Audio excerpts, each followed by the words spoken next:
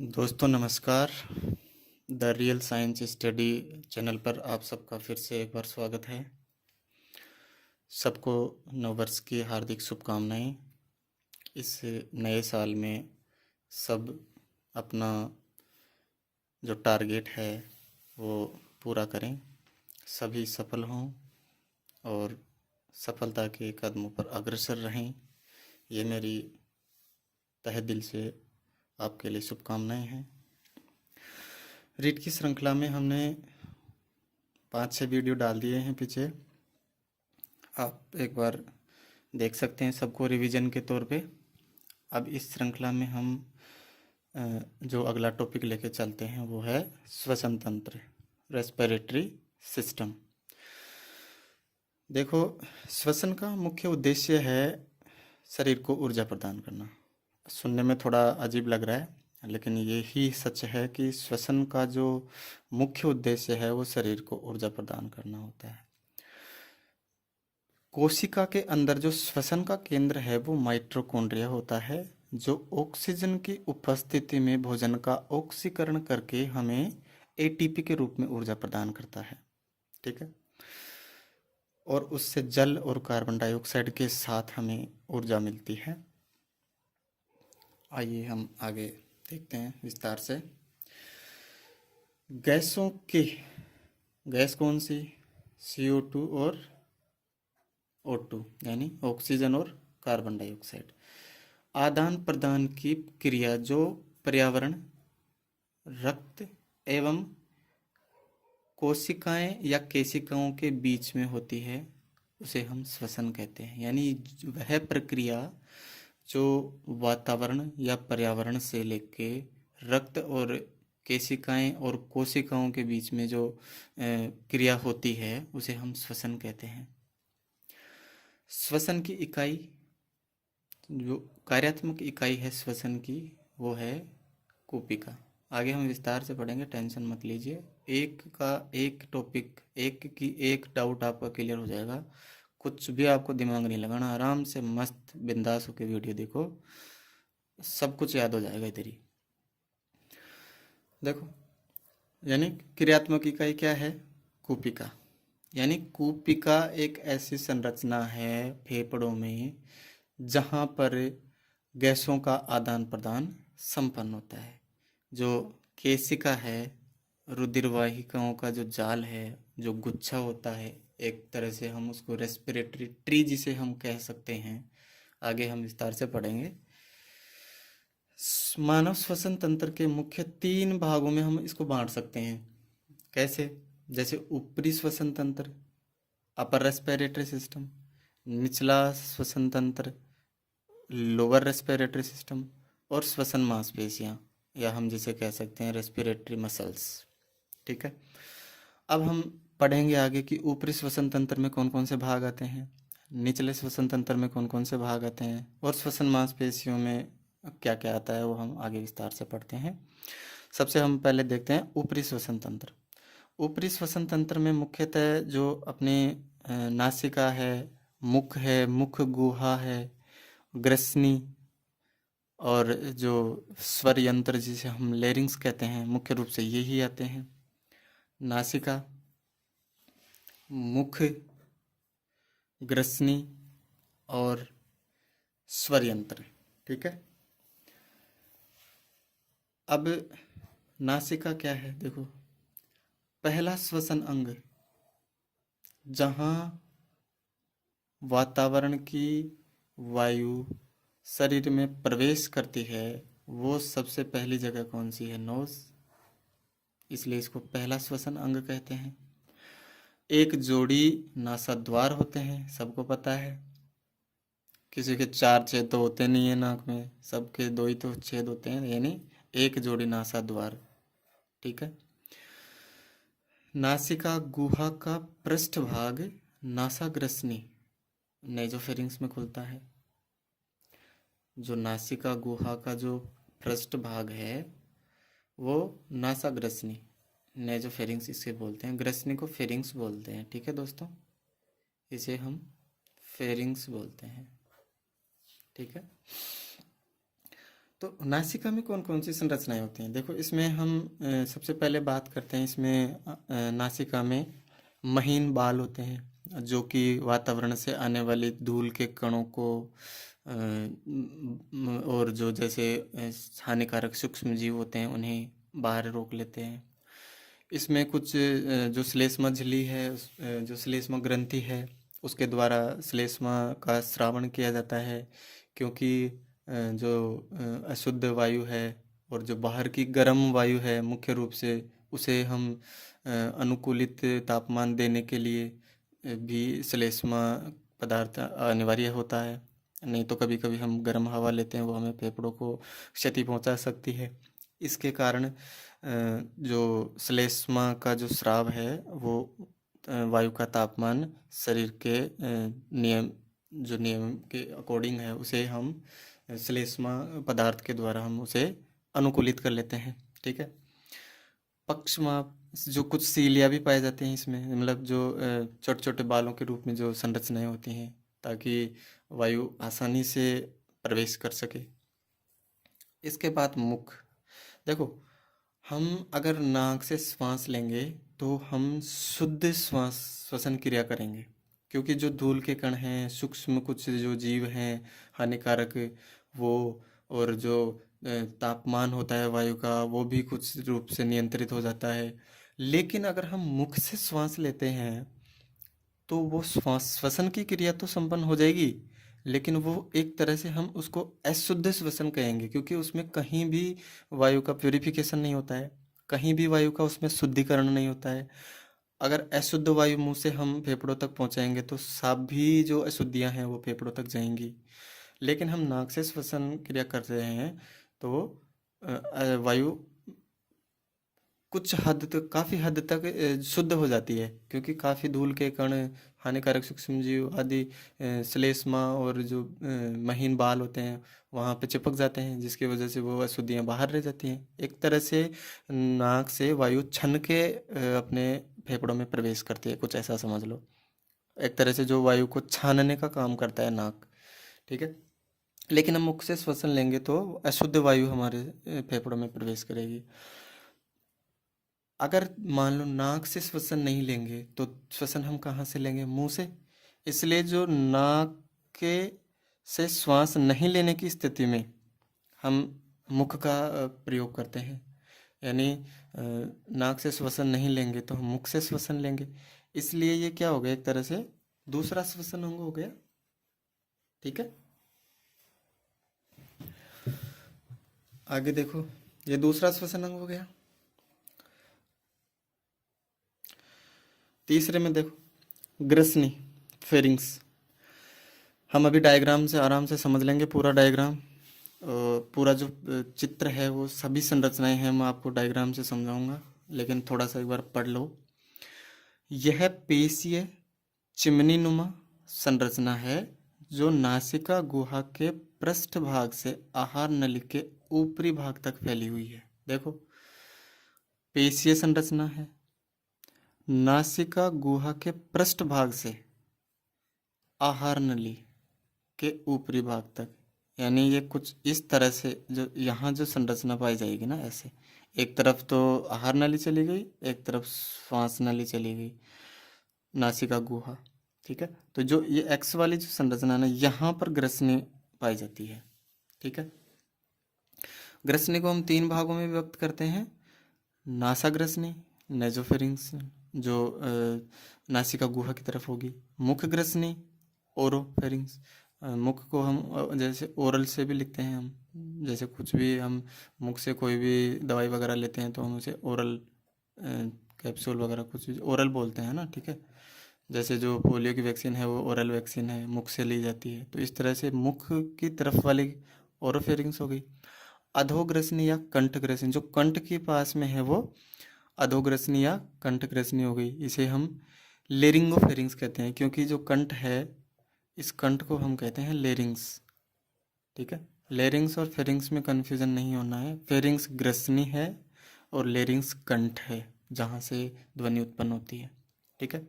इसे हम स्वर यंत्र भी कहते हैं। ठीक है। तो ग्रसनी के कितने भाग हो गए? तीन, नासाग्रसनी, मुखग्रसनी और अधोग्रसनी या कंठग्रसनी। अंग्रेजी के भी नाम ध्यान रख लेना, क्योंकि कभी कभी लिख देगा वो सीधा नेजोफेरिंग्स। ठीक है। अब देखो, कंठग्रसनी पर एपिग्लोटिस। एपिग्लोटिस एक तरह का ढक्कन होता है जो कि भोजन को निगलते समय श्वास नली के ऊपर, श्वास नली को बंद कर देता है ये, ताकि जो भोजन है वो आहार नली में जाए, श्वास नली में नहीं जाए। अगर भोजन का टुकड़ा श्वास नली में चला गया तो एक तरह से ये मान लो कि आपकी मृत्यु भी हो सकती है, इतना खतरनाक होता है। इसलिए एपिग्लोटिस एक बहुत महत्वपूर्ण संरचना है, बिल्कुल ध्यान रखना। ये कंठ ग्रसनी के ऊपर पाया जाता है। इसे घाटी ढक्कन हिंदी में कहते हैं। इसका कार्य है भोजन को श्वास नली में जाने से रोकना। ठीक है। अब हम पढ़ते हैं आगे स्वर यंत्र, या इसे हम लेरिंग्स कहते हैं। कंठ ग्रसनी वह श्वास नली को जोड़ता है। ये भाई श्वास नली के ऊपर पाया जाता है ना। 9 प्रकार की उपास्थियों से मिलकर बना होता है। ध्वनि उत्पादक यंत्र है, मतलब जैसे हम बाहर से जो कुछ भी मान लो हम वायु या तो अंदर लेंगे या बाहर निकालेंगे, तो जो इसके कंठ के पास वायु आने से और जाने से जो कंपन उत्पन्न होता है ना, वो अलग अलग फ्लो में होता है, तो अलग अलग ध्वनियाँ यहाँ से निकलती हैं। इसमें स्वर रज्जु, वोकल कॉर्ड या वोकल फोल्ड्स वलन पाए जाते हैं जो कि ध्वनि उत्पादन का कार्य करते हैं। ये थोड़ा सा ध्यान रख लेना। स्वर रज्जु, स्वर रज्जु कहाँ पाए जाते हैं? लेरिंग्स में पाए जाते हैं, जहाँ जो कि ध्वनि उत्पादन का कार्य करते हैं। ठीक है। ये ऊपरी ऊपरी श्वसन तंत्र हो गया। यहाँ पे कौन कौन सी संरचना हो गई? नासिका, मुख, ग्रसनी और स्वर यंत्र। ये ऊपर वाले 4 हो गए। अब हम नीचे वाले पढ़ते हैं इससे आगे। निचला श्वसन तंत्र, लोअर रेस्पिरेटरी सिस्टम। इसकी संरचनाएं कौन कौन सी हैं? देखो, श्वास नली, ट्रेकिया जिसे हम ट्रेकिया कहते हैं, श्वसनी, ब्रोंकाई या ब्रोंकी कह दो, कुछ भी कह दो, ब्रोंकी। श्वसनिका, ब्रोंकियोल। फेफड़े, लंग्स। और ये जो मुख्य संरचना है ये है कूपिका। इसे हम एल्वियोलाई या एल्वियोली कहते हैं। ठीक है। श्वास नली, सबसे पहले हम पढ़ते हैं ट्रेकिया। ये 5 इंच लंबी संरचना है। इसके ऊपर सी आकार के उपास्थल छल्ले पाए जाते हैं, ताकि ये श्वास नली पिचके नहीं किसी भी स्थिति में। अगर श्वास नली पिचक गई तो श्वास अंदर जाएगा ही नहीं, तो इसको पिचकने से रोकने के लिए इसमें सी आकार के उपास्थल छल्ले पाए जाते हैं। यह कूट स्तरीय पक्षमाभी स्तंभाकार उपकला द्वारा रेखित सी आकार के उपास्थल छल्लों से बनी होती है। ये लाइन ध्यान रख लेना। कूट स्तरीय पक्षमाभी स्तंभाकार उपकला। सीधा एग्जाम में पूछ लेगा श्वास नली में कौन सी उपकला पाई जाती है। आपको अजीब अजीब से नाम मिलेंगे, ये एक नाम मिलेगा जिसे आपको सेलेक्ट करना है। इसे हम कहते हैं pseudo stratified ciliated columnar epithelium. ठीक है। Pseudo stratified ciliated columnar epithelium. ये ऐसी संरचना होती है इसमें जो कि इस पे जो सीलिया पाए जाते हैं ना, ये वायु के मार्ग को आसान करते हैं। इसमें ऐसे अंदर की तरफ मुड़े हुए होते हैं ये, ताकि वायु आसानी से आ सके और आसानी से जा सके। सी शेप्ड, किसी आकार के उपास्थल छल्ले, हाईलाइन उपास्थि को कार्टिलेज हम बोलते हैं। ठीक है, कार्टिलेज श्वास नली को पिचकने से रोकते हैं। ठीक है। ये जो सी आकार के जो ये छल्ले होते हैं ये क्या करते हैं? श्वास नली को पिचकने से रोकते हैं ताकि जो श्वसन क्रिया है वो स्वाभाविक रूप से चलती रहे। श्वास नली स्वर यंत्र को श्वसनी से जोड़ती है। आगे श्वास नली दो भागों में विभक्त हो जाती है। श्वास नली क्या करती है? स्वर यंत्र को श्वसनी, ब्रोंकाई, आगे हम पढ़ेंगे अगला पार्ट श्वसनी। तो ये श्वास नली को श्वसनी से जोड़ती है, ठीक है। स्वर यंत्र को श्वसनी से जोड़ती है श्वास नली। आगे की संरचना देखो, श्वसनी या जिसे हम कहते हैं ब्रोंकाई और श्वसनिका, दोनों साथ में ही पढ़ते थे हम, आसानी से समझ में आ जाएगा। श्वसनी ब्रोंकाई और श्वसनिका ब्रोंकियोल, ठीक है। ध्यान रखना, नाम बड़े नाम वाला बड़ा और छोटे नाम वाला अक्षर छोटे शब्द के साथ, यानी ये तो होता है श्वसनी और ये होता है श्वसनिका। ब्रोंकाई आ गया तो श्वसनी और ब्रोंकियोल आ गया तो श्वसनिका। श्वास नली अंत में दाईं और बाईं ओर श्वसनी में विभक्त होती है। अब हम थोड़ा सा डायग्राम एक बार थोड़ा सा देख लेते हैं ताकि आपको आसानी से समझ में आएगा जहां हम बात करेंगे। देखो, ये हम बात कर रहे थे एपिग्लोटिस की। ये भोजन को ग्रहण करते समय क्या करता है? श्वास नली के ऊपर इसको ढक लेता है जिससे कि जो भोजन है वो श्वास नली में प्रवेश नहीं करता है। ये एपिग्लोटिस है, कंठाच्छद ढक्कन है ये। इसे घाटी ढक्कन भी हम कहते हैं, घाटी ढक्कन, ठीक है। इसके नीचे जो ये संरचना दिख रही है ना आपको,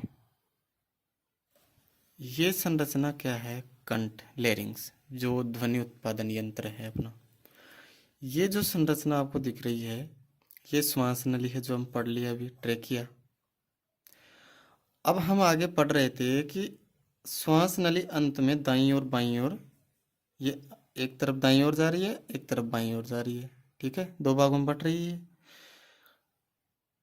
तो यहां से जो ये संरचनाएं होंगी ना यहाँ के बाद की, इसे हम कहते हैं श्वसनी, या हम कहते हैं इसे ब्रोंकाई, ठीक है। और आगे जो ये और आगे बढ़ जाएगी, श्वसनी के भी हम आगे भाग पढ़ेंगे, उसे हम कहते हैं श्वसनिका, श्वसनिका, या हम इसे कहते हैं ब्रोंकियोल, ठीक है, श्वसनिका या ब्रोंकियोल। देखो, दो भागों में बट गई है, एक तरफ दाईं ओर गई, एक तरफ बाईं ओर गई। प्राथमिक श्वसनी, ये प्राथमिक श्वसनी हो गई। सबसे पहले जो भाग दो भागों में बट रही, ये वाली प्राथमिक श्वसनी हो गई यहाँ तक। यहाँ से ये द्वितीयक, यानी ये दो भागों में बट गई इधर, ठीक है, बट गई। इसे हम कहेंगे द्वितीयक श्वसनी, सेकेंडरी ब्रोंकाई। फर्स्ट ब्रोंकाई हो गई प्राथमिक, ये द्वितीयक हो गई। इसके आगे ये तृतीयक हो जाएगी, टर्सरी ब्रोंकाई। अब जो टर्सरी ब्रोंकाई के बाद में जो आगे जो और संरचनाएं विभक्त होगी उसे हम कहते हैं श्वसनिका, ठीक है। क्या कहते हैं उसे हम? श्वसनिका, या हम इसे कहते हैं ब्रोंकियोल, ठीक है। प्राथमिक श्वसनी, प्राथमिक श्वसनी से आगे द्वितीयक श्वसनी में बढ़ जाएगी, और द्वितीयक श्वसनी से आगे तृतीयक श्वसनी, यानी प्राइमरी ब्रोंकाई, सेकेंडरी ब्रोंकाई और टर्सरी ब्रोंकाई। इसके आगे क्या बटेगी? ये श्वसनिका, जिसे हम कहते हैं ब्रोंकियोल। और ये ब्रोंकियोल आगे छोटी छोटी श्वसनिकाओं में विभक्त हो जाएगी। और जो अंतिम जो संरचना बचेगी, अंतिम संरचना जिसे हम श्वसन तंत्र की इकाई कहते हैं, वो कहाँ पे जाके रुकेगी? कूपिका में, एल्वियोलाई। जो श्वसन तंत्र की जो इकाई है जहाँ पर श्वसन संपन्न होता है, श्वसन की क्रिया, जहाँ पर गैसों का विनिमय होता है, वो कौन से स्तर पे होता है? कूपिका स्तर पर, जो कि बहुत सारी श्वसनिकाओं का एक गुच्छा होता है, जिसे हम रेस्पिरेटरी ट्री जिसे हम कहते हैं। एक तरह से बिल्कुल ऐसे बिल्कुल गुच्छा बन जाता है। इसे हम इस संरचना को कहते हैं कूपिका। लगभग 30 मिलियन कूपिका पाई जाती है। ठीक है। अंतिम संरचना क्या हो गई? कूपिका हो गई, जहां पर गैस का विनिमय होता है। CO2 बाहर की तरफ जाती है और ऑक्सीजन अंदर की तरफ घुलती है। आपसे एक क्वेश्चन मैं पूछ रहा हूँ कि हम श्वसन में कौन सी गैस लेते हैं? आप सोच रहे होंगे कि हम तो ऑक्सीजन लेते हैं। नहीं, श्वसन में हम लेते तो सभी गैस हैं भाई। आपके नाक में फिल्टर ऐसे तो लगा हुआ है नहीं कि ऑक्सीजन को अंदर जाने का, बाकी को अंदर ही नहीं जाने देगा। ऐसा तो कोई फिल्टर है ही नहीं। गैसें तो पूरी ही जाएंगी ना फेफड़े में। तो गैसें तो हम सारी लेते हैं श्वसन में, लेकिन जो उपयोग में लेते हैं ना श्वसन के लिए, जो मुख्य रूप से उपयोगी है, वो होती है ऑक्सीजन। श्वसन में हम गैसें सारी फेफड़ों में लेते हैं, लेकिन उसमें से काम आती है ऑक्सीजन। बाकी पूरी गैसें हम सांस को बाहर निकालते हैं, उसी के साथ में जो CO2 जो शरीर से और मिल जाती है उसमें, उसके साथ में मिलके सारी गैसें बाहर निकल जाती हैं। जैसे हमें पता है वातावरण में बहुत सारी गैसें होती हैं। नाइट्रोजन भी होता है, कार्बन डाइऑक्साइड भी होती है, ऑक्सीजन भी होती है, और भी छोटी मोटी गैसें काफ़ी सारी होती हैं, कार्बन मोनोऑक्साइड हो गई, ऐसे कुछ। अब हम अगर श्वास के साथ में इनको लेंगे तो ये गैसें पूरी अंदर जाएंगी, लेकिन वहाँ से ऑक्सीजन क्या होगी?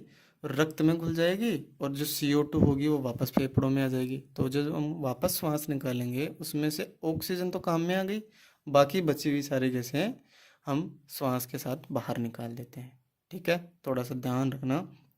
क्वेश्चन बनेगा हम श्वसन क्रिया में हम कौन सी गैस लेते हैं, उसमें आएगा ऑप्शन में ऑक्सीजन, कार्बन डाइऑक्साइड, नाइट्रोजन और उपरोक्त सभी। तो आपको उपरोक्त सभी करना है। लेकिन अगर क्वेश्चन आ गया कि हम श्वसन क्रिया में कौन सी गैस उपयोग में लेते हैं, उसमें आपको ऑक्सीजन आंसर करना है। ठीक है, थोड़ा सा दिमाग लगाना है। तो जो यहाँ पर एल्वियोलाई जो संरचना होती है, वहाँ पर गैसों का विनिमय होता है। ऑक्सीजन हमारे शरीर में रुक जाती है, कार्बन डाइऑक्साइड वापस फेफड़ों में आ जाती है, और यहाँ से हम आगे पढ़ेंगे श्वसन क्रिया के अंदर पूरा आराम से, डिटेल से, कोई दिक्कत नहीं है, आपको पूरा आराम से क्लियर हो जाएगा। तो जो आपको बता रहा हूँ, जो कूपिका है वो एक गुच्छा होता है, जिसे हम रेस्पिरेटरी ट्री जिसे हम कहते हैं। आगे देखो, हम मुख्य संरचना हम पढ़ते हैं फेफड़े। फेफड़े में देखो, इसे हम लंग्स कहते हैं अंग्रेजी में। मानव में 2 फेफड़े होते हैं, एक दाहिना फेफड़ा हो गया, एक बायां फेफड़ा हो गया। इस फेफड़ों के बीच में हमारी मुख्य जो अंग है शरीर का, हार्ट, वो पाया जाता है। भाई हार्ट का काम क्या है? ब्लड को फ्लो करना। हार्ट का काम शुद्धिकरण करना थोड़ी है। शुद्धिकरण तो फेफड़ों में होता है। शुद्धिकरण कहाँ होता है? फेफड़ों में। और वायु संबंधित जो शुद्धिकरण रक्त का होता है वो फेफड़ों में होता है। अभी आपको क्वेश्चन पूछ लेंगे कि रक्त का शुद्धिकरण होता है फेफड़े, किडनी, तो आपको आंसर करना होगा किडनी, क्योंकि रक्त का सही से शुद्धिकरण किडनी में होता है। गैस संबंधी शुद्धिकरण फेफड़ों में होता है। ठीक है, ये आपका थोड़ा सा डाउट क्लियर कर लेना। यहाँ पे 2 फेफड़े हो गए, एक दायां फेफड़ा हो गया और एक बायां फेफड़ा हो गया। दायां फेफड़ा थोड़ा, जो हम देखते हैं आगे देखो, इसमें जो फेफड़ों की संरचना वो लचीले होते हैं, कोमल होते हैं और हल्के गुलाबी होते हैं। इलास्टिक, लचीले, भाई जो आकार में बढ़ भी सकते हैं, छोटे भी हो सकते हैं। ठीक है, सॉफ्ट होते हैं बिल्कुल। दाहिना फेफड़ा बाएं फेफड़े से लंबाई में छोटा होता है। ये लंबाई में बड़ा है। अरे जो दाहिना फेफड़ा है वो लंबाई में छोटा होगा, यानी बायां बड़ा हो गया ना। तो बै से बायां और बै से बड़ा, तो बड़ा कौन है? बायां। लेकिन चौड़ा अधिक होता है ये। दायां चौड़ा अधिक दिख रहा है आपको, ये अधिक चौड़ा है, ये अधिक लंबा है। आराम से चित्र में दिख रहा है, कोई दिक्कत नहीं होनी चाहिए आपको। पुरुषों के फेफड़े महिलाओं से भारी होते हैं। क्यों होते हैं? क्योंकि शारीरिक मेहनत की हम जहाँ बात करते हैं वहाँ फेफड़ों का जो आकार है उसको मैटर करता है। हम ऐसे नहीं कह सकते कि सभी महिलाओं के फेफड़े भारी नहीं होते। वे महिलाएं जो अधिक एक्सरसाइज करती हैं, वर्कआउट करती हैं, एथलीट महिलाएं होती हैं, उनके फेफड़े भी बाकी महिलाओं की तुलनाओं में भारी होते हैं। पुरुषों के फेफड़े भारी इसलिए होते हैं क्योंकि वो शारीरिक मेहनत ज़्यादा करते हैं, इस वजह से। अगर कोई पुरुष शारीरिक मेहनत कम कर रहा है तो उसके फेफड़े भी हल्के होंगे भाई, ठीक है। लेकिन ये लाइन आपकी एनसीईआरटी में लिख रही है तो मैंने लिख दी है। बायां फेफड़ा दो खंडों में, जो हम जैसे कि ये बना देते हैं यहाँ पे, ये लंग्स हो गए ऐसे, एक इधर हो गया, दूसरा लंग्स इधर हो गया। तो जो बायां फेफड़ा है ना वो तो दो लोब्स में होता है, और जो दायां है ये तीन लोबों में विभक्त होता है। बायां से ध्यान रख लेना, बै से बायां, और बाई का मतलब हम समझते हैं दो होता है, द्वि बाई।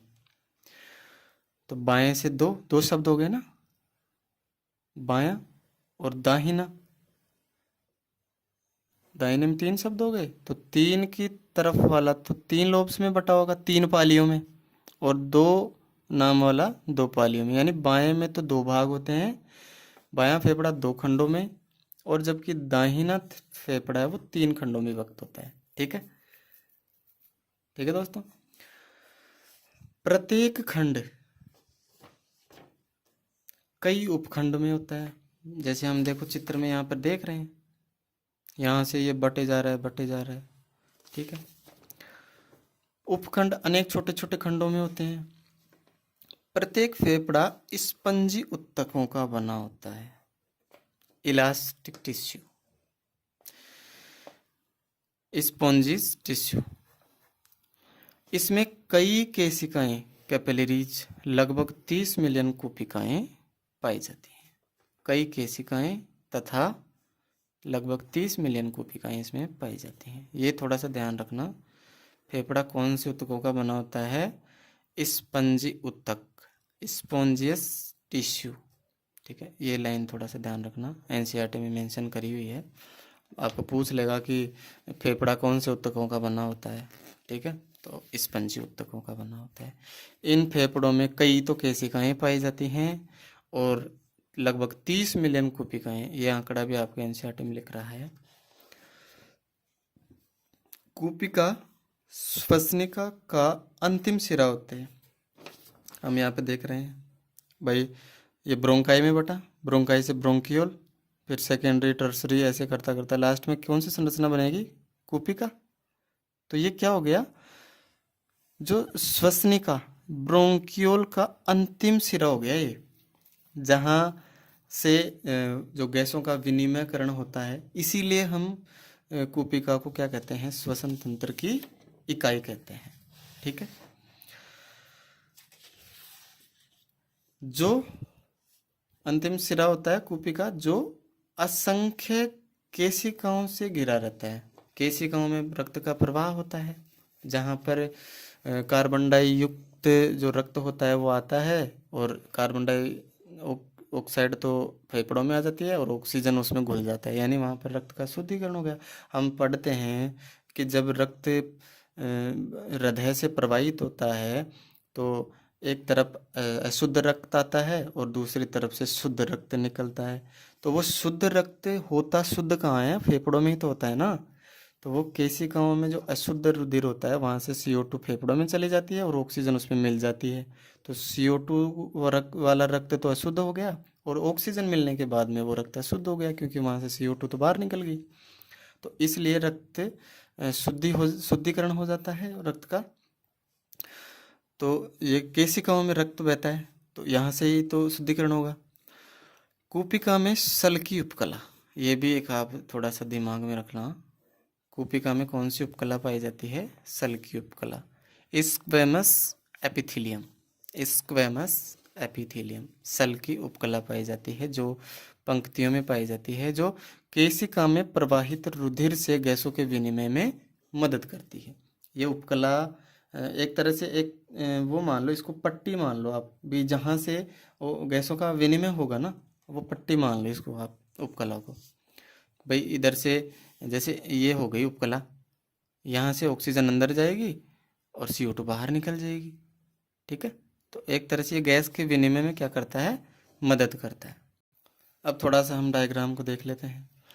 देखो, ये एपिग्लोटिस हो गया, घाटी ढक्कन, जो कि भोजन को जाने से रोकेगा। इसमें ये सी आकार के छल्ले पाए जाते हैं, उपास्थल छल्ले, ठीक है। सी आकार के छल्ले पाए जाते हैं। ये इसका काम क्या होता है? ये इसको पिचकने से रोकते हैं। आगे चल के ये दो, दाईं तरफ और बाईं तरफ दो भागों में बढ़ जाती है। एक तरफ का ये बायां फेफड़ा हो गया, ये दायां फेफड़ा हो गया, ठीक है। और इनके बीच में देखो ये हृदय पाया जाता है, जहाँ पर अशुद्ध और शुद्ध रक्त का जो परिवहन का काम करता है, पंपिंग का काम करता है, वो क्या करता है? हृदय के द्वारा होता है।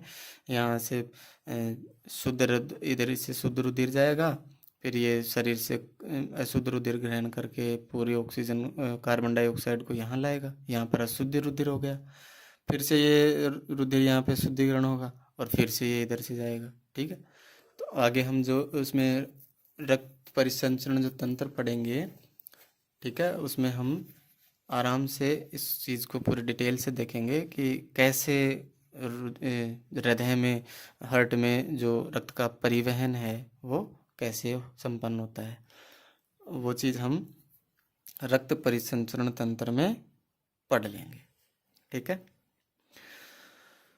एक संरचना ये डायफ्राम है, जिसे हम आगे और पढ़ेंगे। अभी मैं थोड़ी सी एक आपको बता रहा हूँ संरचना की, कौन कौन सी संरचना कहाँ कहाँ पाई जाती है। यहाँ से ये ब्रोंकाई, प्राथमिक ब्रोंकाई में बढ़ जाएगी, मतलब प्राइमरी ब्रोंकाई, फिर ये सेकेंडरी ब्रोंकाई में हो जाएगी, फिर टर्सरी में हो जाएगी, फिर टर्सरी ब्रोंकाई के बाद में ये क्या, श्वसनिका ब्रोंकियोल में व्यक्त हो जाएगी, फिर ब्रोंकियोल से चलते चलते प्राथमिक ब्रोंकियोल, मतलब प्राइमरी ब्रोंकियोल से secondary bronchiole, third tertiary bronchiole, ऐसे करते करते लास्ट की जो संरचना बचेगी वो आ जाएगी कूपिका। जो कूपिका है वो अंतिम संरचना होती है जहाँ पर गैस का विनिमय होता है, ठीक है दोस्तों। आगे हम पढ़ते हैं श्वसन मांसपेशियाँ।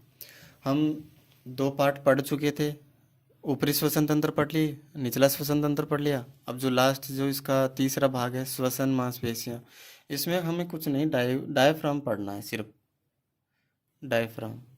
इसे मध्यपट हम कहते हैं, मध्यपट, हिंदी में मध्यपट कहते हैं। वैसे डायफ्राम ध्यान रखना, आपको डायफ्राम ही मिलेगा। अगर हिंदी में मध्यपट मिल रहा है तो आपको इंग्लिश में थोड़ा देख लेना, डायफ्राम ही मिलेगा आपको, ठीक है। ये मांसपेशियां श्वास लेने और श्वास छोड़ने में मदद करती है। मुख्य रूप से डायफ्राम उत्तरदायी होता है। डायफ्राम कंकाल पेशी की बनी एक पतली पट्टीनुमा संरचना है। डायफ्राम के संकोचन से वायु अंदर फेफड़े में प्रवेश करती है तथा शिथिलन से वायु फेफड़ों से बाहर निकलती है। इसे थोड़ा समझना आप, ये क्या बोला है। ये लाइन बहुत कम लोगों को ये चीज़ समझ में आती है कि डायफ्राम में संकुचन तो कैसे होता है और शिथिलन कैसे होता है, और संकुचन होगा तो श्वास अंदर कैसे जाएगी, और अगर उसमें शिथिलन होगा तो सांस बाहर कैसे जाएगी। इस प्रोसेस को आप बहुत ध्यान से समझना, बिल्कुल आपको समझ में आ जाएगा। देखो, ये संरचनाएं कुछ ऐसी है, जब हम श्वास लेते हैं ना, उस टाइम पे ये संरचना ऊपर की ओर खिसकती है। इसे हम डायफ्राम का संकुचन कहते हैं।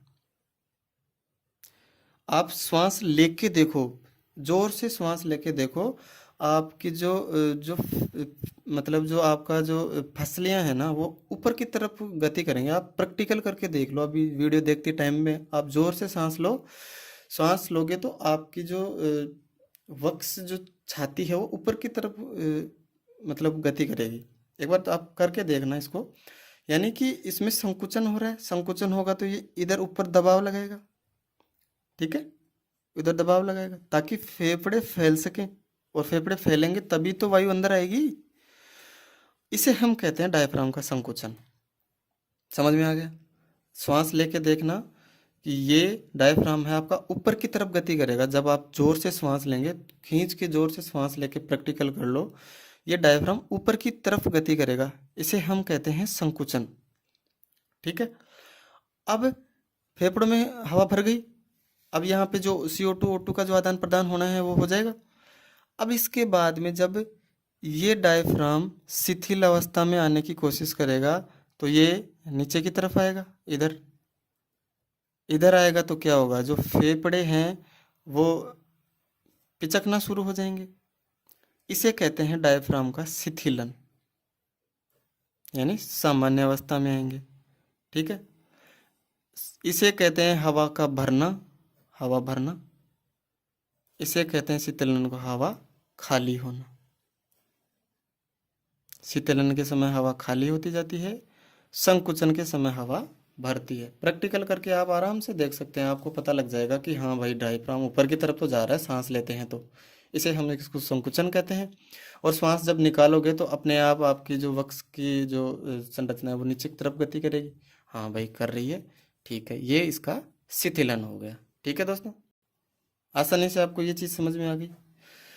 पसलियों में कुछ विशेष मांसपेशियां पाई जाती हैं, इंटरकोस्टल मसल्स, ये लाइन भी ध्यान रखना, जो डायफ्राम के संकुचन और शीतलन में उसकी मदद करती हैं।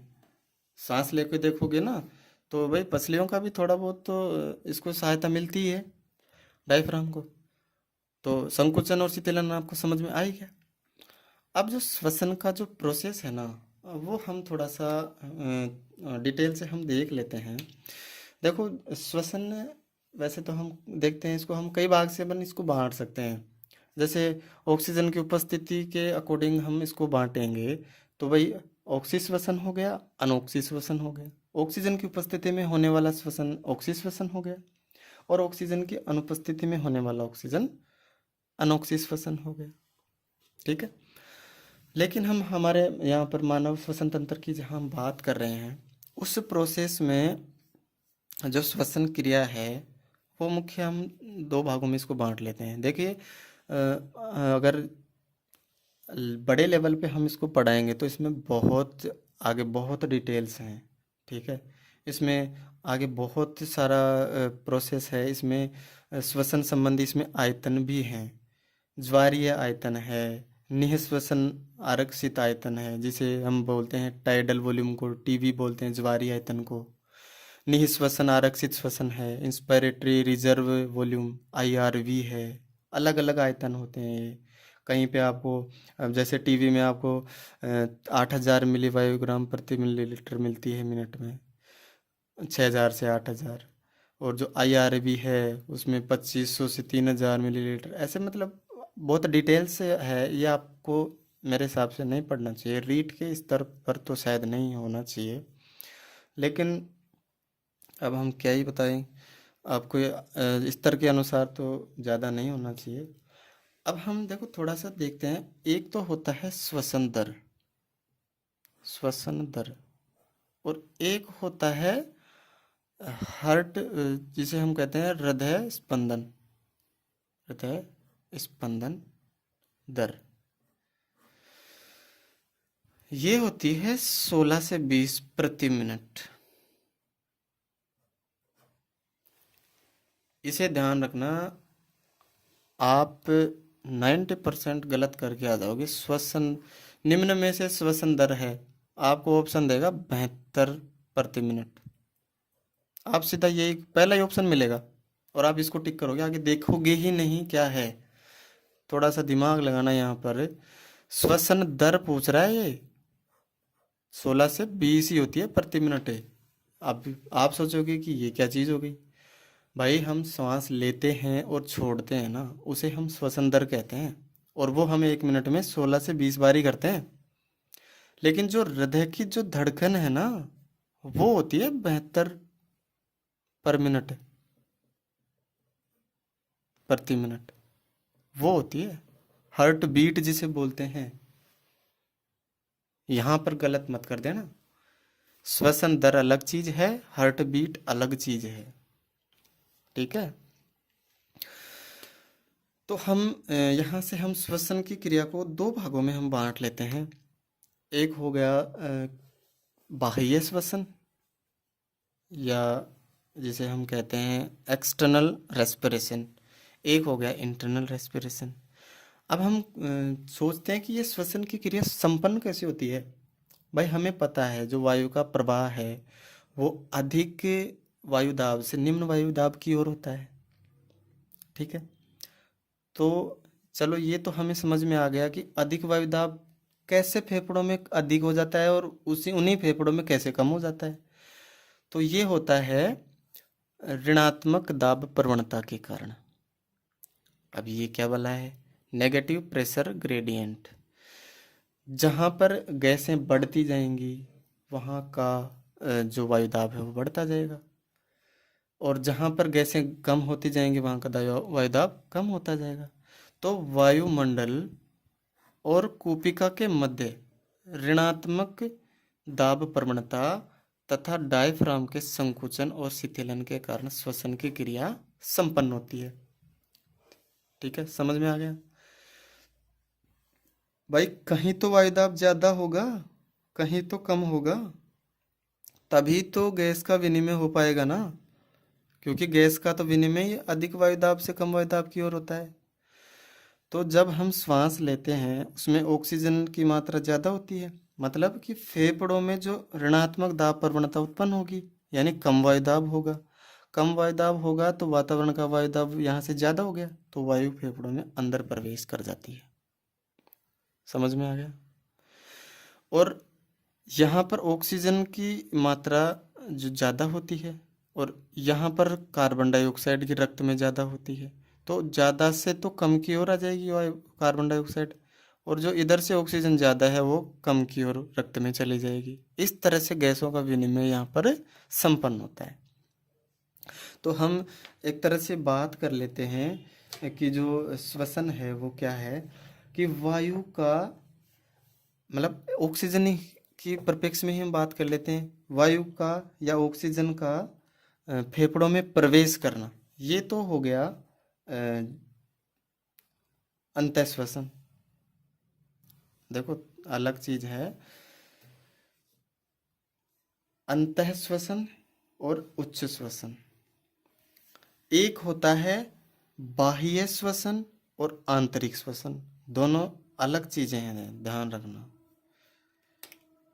हम श्वसन क्रिया को 2 स्तरों में संपादित कर सकते हैं, एक बाह्य श्वसन हो गया, एक आंतरिक श्वसन हो गया। आप इसे इंस्पिरेशन और एक्सपिरेशन से मत पढ़ना, इंस्पायरेशन और एक्सपायरेशन की तरह से मत पढ़ना। आप सीधा पढ़ना बाह्य श्वसन एक्सटर्नल रिस्पिरेशन, और एक पढ़ना आंतरिक श्वसन। कूपिकाओं व प्रवाहित रक्त, बाह्य श्वसन में हम पढ़ते हैं कूपिकाओं और प्रवाहित रक्त के मध्य जो दाब अंतर होता है ना, आंशिक दाब अंतर, उसके परिप्रेक्ष्य में जो श्वसन होता है वो होता है बाह्य श्वसन। इसे थोड़ा सा ध्यान से समझना। आंतरिक श्वसन क्या है, ऊतकों और प्रवाहित रक्त के मध्य विसरण द्वारा जो श्वसन संपन्न होता है उसे हम कहते हैं आंतरिक श्वसन। एनसीईआरटी की लिखी हुई लाइन लिखा रहा हूँ, 10th क्लास की एनसीईआरटी में लिख रही है बकायदा कि जो बाह्य श्वसन है वो कूपिका और प्रवाहित रक्त के मध्य होता है। वहाँ पर वैसे केशिका लिखा हुआ है पर ये शायद गलत है, आप कूपिका पढ़ना इसको। भाई कूपिका भी तो केशिकाओं से घिरी हुई होती है ना भाई, रक्त का प्रवाह वहाँ पे कहाँ होगा, केशिकाओं में होगा। तो कूपिका और जो रक्त का जो प्रवाह होता है उसके मध्य जो होने वाला आंशिक दाब अंतर है ना, वहाँ पर जो श्वसन संपन्न होगा उसे हम बाह्य श्वसन कहेंगे। इसे ऐसे मत ले लेना कि बाहर से होने वाला श्वसन।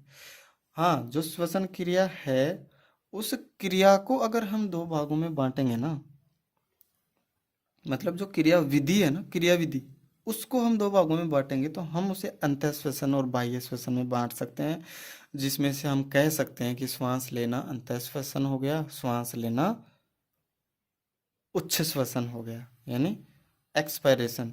उच्च श्वसन है वो बाह्य श्वसन नहीं है। अंतः श्वसन और उच्च श्वसन, बाह्य मत है, बाह्य मत पढ़ना उसको, उच्च श्वसन पढ़ना। इंस्पिरेशन और एक्सपायरेशन, यहाँ पर दोनों टर्म्स अलग हैं। एक्सटर्नल रेस्पिरेशन और इंटरनल रेस्पिरेशन, ऊतकों और प्रवाहित रक्त के मध्य संपन्न होने वाला इंटरनल, और कूपिका और रक्त प्रवाहित रक्त के मध्य होने वाला एक्सटर्नल। इसे ध्यान रखना, ठीक है। एक तरह से हम यहाँ थोड़ा सा ऐसे पढ़ लेते हैं, ये कूपिका हो गई, ठीक है। यहाँ से ये रक्त प्रवाह पढ़ रहे हैं अपन, ये रक्त का प्रवाह हो रहा है, और इधर से ये हम मान लेते हैं ये ऊतक हो गया। तो देखो कूपिका, ये तो कूपिका हो गई, और ये प्रवाहित रक्त हुआ। इसके जो मध्य श्वसन हो रहा है ना आंशिक दाब के अंतर, भाई ऑक्सीजन मिलेगी CO2 बाहर निकलेगी, ऑक्सीजन मिलेगी CO2 फेफड़ों में आएगी। तो यहाँ पर जो ये प्रक्रिया संपन्न हो रही है ना, ये तो एक्सटर्नल श्वसन है। लेकिन जो ऊतक और प्रवाहित रक्त के मध्य है, रक्त में ऑक्सीजन घुल गई तो ये ऑक्सीजन ऊतक तक जाएगी, और ऊतकों में यहाँ पर क्या है, कार्बन डाइऑक्साइड बढ़ गई, ये रक्त में जाएगी। तो यहाँ पर जो ये आदान प्रदान विनिमय हो रहा है ना, ये विसरण, डिफ्यूजन के माध्यम से पूरा होता है। इसे हम कहते हैं इंटरनल श्वसन। इस तरह से इस चीज़ को पढ़ना, ठीक है, इस तरह से इस चीज़ को पढ़ना। आगे हम जो श्वसन से संबंधित रोग हैं, हम रोग एक साथ ही पढ़ लेंगे। पाचन से संबंधित, श्वसन से संबंधित, जनन से संबंधित सभी रोग हम एक साथ पढ़ लेंगे।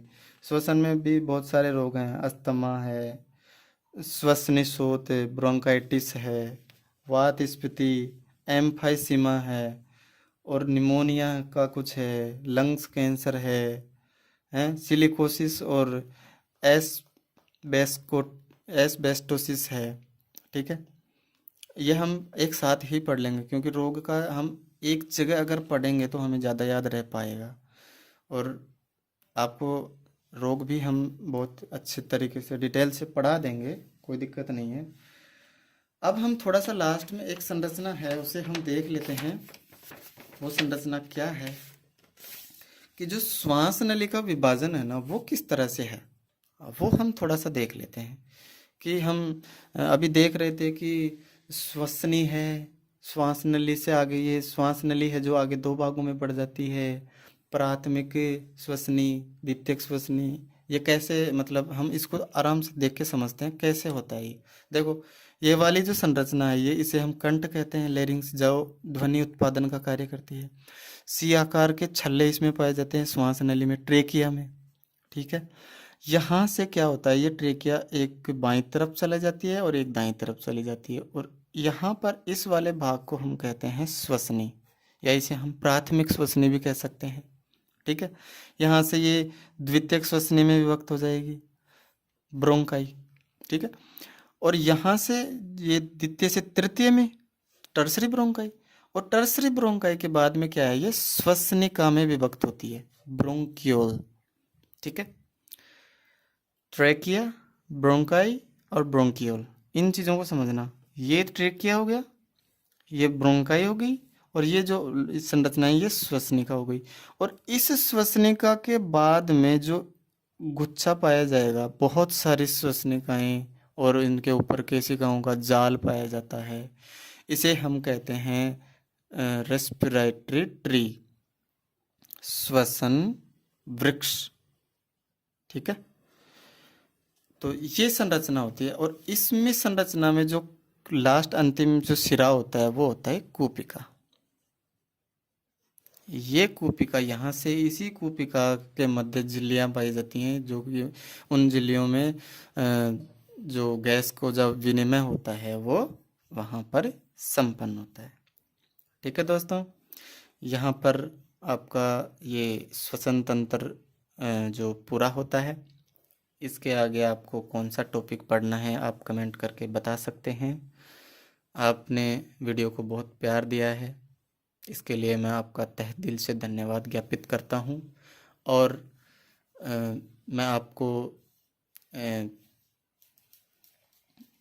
बहुत बड़ा धन्यवाद यहाँ पर देता हूँ कि आपने इतना अच्छा रेस्पॉन्स मुझे दिया। धन्यवाद दोस्तों, खुश रहिए, मस्त रहिए, बिंदास पढ़िए, टेंशन लेके पढ़ना नहीं है, एकदम मस्त बिंदास होके पढ़ो। ठीक है दोस्तों, थैंक यू।